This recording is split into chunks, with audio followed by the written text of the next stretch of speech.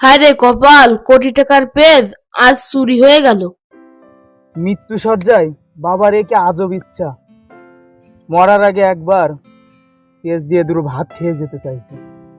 আমার জায়গা জমি ঘর বাড়ি সব বেচে মাত্র 5 কোটি টাকা হয়েছে, এইটা দিয়ে একটা পেঁচ হয়নি।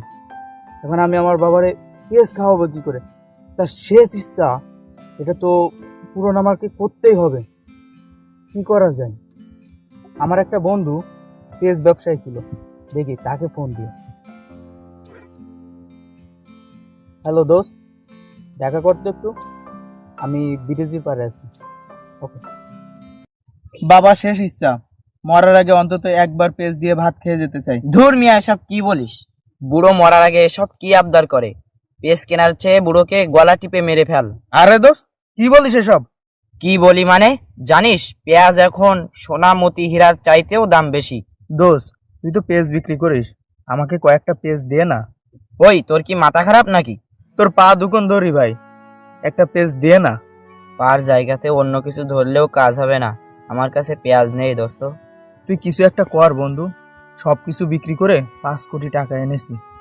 ও টাকা দিয়ে পেঁয়াজ না বাল হবেন, 5 কোটি টাকা দিয়ে পেঁয়াজ না পেঁয়াজের খোলাও হবে না। কি বলিস রে দোস্ত?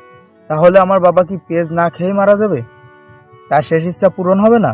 তা কেন হবে? আমি আসি তো, আমার কাছে একজন লোক আছে যে বিশ্বের সব থেকে বড় চোর।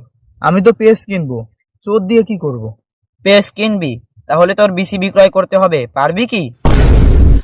ধুর মিয়া, কি বলিস? আমি এখনো বিয়ে করিনি। চোরকে টাকা দিলে ও আমাদের পেঁয়াজ চুরি করে এনে দেবে, কিন্তু টাকা লাগবে 5 কোটি। কোনো সমস্যা না দোস্ত, আমি আমার বাবার জন্য নিজের বীজও বিক্রি করে দিতে পারি। এটা তো শুধু কাগজের নোট। তাহলে টাকা না, তোর বিসি দে। আরে আমি তো মজা করলাম। ওকে, তুই যা, আমি চোরকে কন্টাক্ট দিয়ে আসি।